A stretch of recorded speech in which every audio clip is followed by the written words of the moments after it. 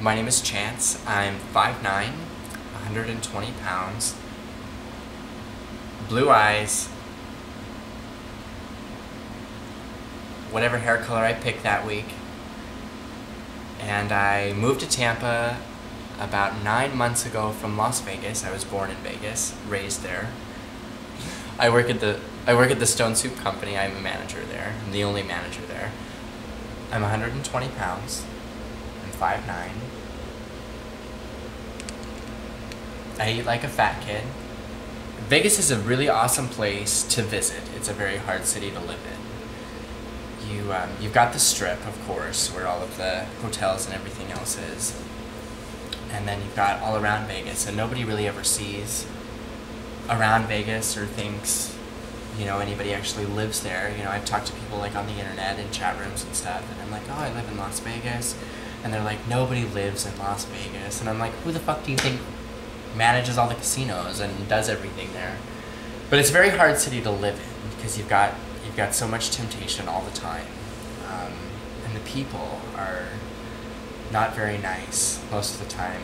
When I moved to Tampa, it was a culture shock because out here, people, like, if they see you coming, they'll hold the door for you and say excuse me, and people have a sense of courtesy about them, and that's not something that you ever see in Vegas. That's what made me decide to move to Florida, because my family's here, a lot of families here, so I would come and visit and go out to the store or, a theme park or whatever, and people were just generally friendly. When you saw someone, you smile, they smile back. If you do that in Vegas, if you smile at someone, they look at you like you've got 5 heads. And it's very different, and I like it so much more out here because of those little things. The people and the gay community is a million times better in Tampa than it is in Vegas. You've got a couple of gay clubs here and there, but even there again, everyone is just very, very stuck up, very snobby, very, I'm always going to be better than you, and you're blessed to be spending time with me right now. That's the attitude that everybody has. And out here, everybody's relaxed. It's a lot more laid back. And yeah, you've got your assholes here and there. Nobody knows how to fucking drive here. I don't think they make cars in Florida with blinkers on them. But other than that, I'm so happy that I moved to Tampa and Florida in general. I've always smoked, but I've never done drugs. I never gambled, really, because I was never old enough to gamble anyway. I do drink a lot, but I don't even know if you can consider, because like 5 beers and I'm drunk, so I don't even know if you can consider me drinking a lot. I would never be able to become an alcoholic, even if I drank every day, because I can't even drink enough to pass the line. So, no really bad habits. My worst habit, I would have to say, is my language. I say the F word way too much. But other than that, I never really had any issues or any bad habits. The longest relationship I ever had, I was with this guy for about 1.5 years.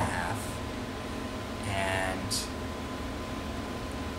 I was with this guy, and I had moved in with him, and we were living together for about 2 months, and he was just an absolute, like, grade A alcoholic, asshole, piece of shit. And one night it came down to me actually having to call the police to get my stuff, and like he texted me. I wasn't home, and he texted me and he said, if you're not home in 15 minutes, I'm gonna kill your cat. And so I had to actually call the cops and go in and get my stuff, and they said I had 10 minutes to get my stuff, and then they were leaving. So I grabbed my bald cat and my Shania Twain lamp and a bag of clothes and left. And he, like, destroyed the rest of my stuff, like the rest of my clothes and my pictures and anything else that I had to leave there. So that was kind of a starting over point.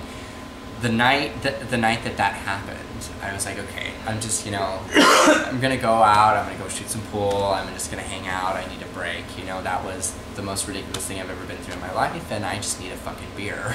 Okay, so I went out to the bar that I usually go to, or that I usually went to out there, and I met this guy and started talking, and then we went out and got some like breakfast in the middle of the night. And that's another thing that's such a trip out here, is that things close in Tampa. Like even some gas stations close, and that was something that I really had to get used to, because nothing ever closes in Vegas. Nothing. And last call, I didn't even know what that was. So we went out and we had breakfast, and then the next day we went out, and then the next day we went out, and the next day we went out, and then it was absolutely constant with me and him for like 6 or 7 months, and it was totally perfect. And then I guess I started getting too attached, or too emotionally attached to him, and he would like kind of do the push away thing, like I don't want a relationship, and we're just hanging out, this is whatever it is, you know.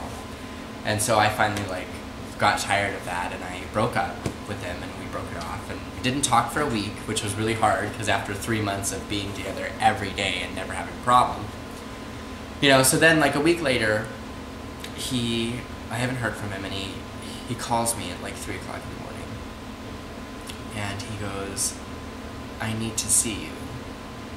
And I said, okay. I said, when? And he goes, what's your apartment number? Because I had moved into a new apartment, and he didn't know where the apartment was, but he knew where the complex was, and he was actually parked by my car. And so he came up, and he like busted in my door, and it was just like from the movies, like, I love you, and we need to be together, and what the fuck are we doing? This is bullshit, I miss you, this is bullshit, we need to be together, I love you. You know, so then things were great for another like 6 or 7 months, perfect.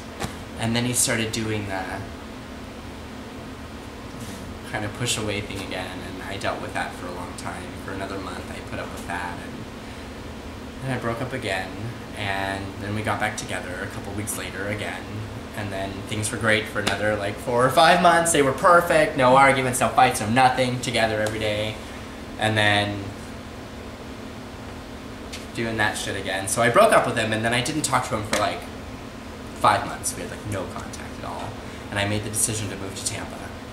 And the day before I was supposed to leave, he texts me and he goes, I really miss you, and you know, I would do anything to have you back in my life again. And so I went over to his house, and we had dinner and talked a little bit, and I decided that it wasn't gonna work, you know, with the pattern that things had been the last year and a half. So that was probably the hardest thing I've ever had to do, was get in my car the next morning and drive across the country after him being like, I need you here. And that was the hardest thing I've ever had to do. So did you live together during this time? No, we never actually lived together. We might as well have. Like, I mean, we were together every day. Like every day we were together, but we never technically lived together. I mean, I would spend 4 and 5 days at a time in his house and stuff. And it was so weird. Like, our relationship was so weird, because we would go like 5 and 6 months of absolute perfection. No arguments, no bickering, no bitching, no nothing. And then all of a sudden everything would just fall apart. So that's the hardest thing I've ever had to do, was get in my car the next morning and leave. But I'm happy I did. Glad I did. Because I'm here now. So I was looking on Craigslist for rooms to rent, and I found the ad for free rent, and I decided to check it out. And it was really cool. Like, I love the idea, I love the concept, I love well, I'm a big gay boy, of course I want to be in front of the camera, you know. But so I went for it. I mean, everybody asks me, oh, you know, when I tell them now, like, that I'm on it, they're like, oh, did you just do it for the free rent? Did you do it for the free rent? And I'm like, no, you know, that wasn't it at all, you know, because I can live rent free. I can live at my aunt's house, you know, with no problem, and there's a couple other places that I could go and live rent free. So it was not for the free rent, it was for the experience. Because I've always been, you know, you talk to older people and all the time, and they're always, saying, oh, if I could be 20 again, if I could be 20 again, I would do this, and I would do this, and I would do this, and oh, what I would give to be 20 again. I don't want to be one of those people. I want to be one of those people that says, damn, when I was 20, I did CBL, and I did this, and we all went to House Scream, and, this happened, and this happened, and those were the, best days of my life. And so I believe that you should always live life to the fullest, no matter what, because you only get one shot, So do everything you can do now. You can always look back later and say, shit, I shouldn't have done that, but you're never going to know unless you try. So that was my biggest thing was the experience, like with the roommates and everything else, and being in front of the cameras and having the life documented and stuff. That's always something that's been really fascinating to me, because the most interesting stories in the world are of people's lives. I mean, you can write fiction all you want to, but sometimes it doesn't get better than the real stuff. This is Mini PJ, and this is the Inflatable Sheep. The story with this lovely thing is the first day I was here. We were all sitting on the patio. I think it was Zach, Greg, and Robbie, and we were talking about saying something about how the members. Zach was telling me not to do anything that the members said, because they said that they would probably try to get you to do this. Oh, it's house rules to do this, because I'm the new guy and I don't know any better. And then said something about inflatable sheep. Like if they say, oh, you have to do something with a sheep, or whatever. So then we started talking about it.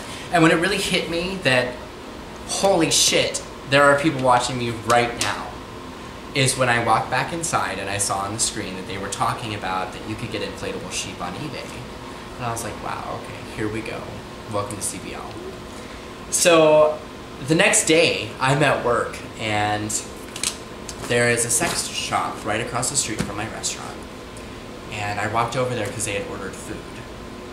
And I walked in and I saw this on the shelf. And I was like, I have to buy this. So I bought it and I blew it up, and I walked in the door with it the next day under my arm, and it's been a big hit ever since. That's one of the things I was talking about, like my brain works a little bit differently than most people, because I don't know how many other people would have done that. But I thought it was perfect. It just all kind of fell into place, so that was good. That's the sheep.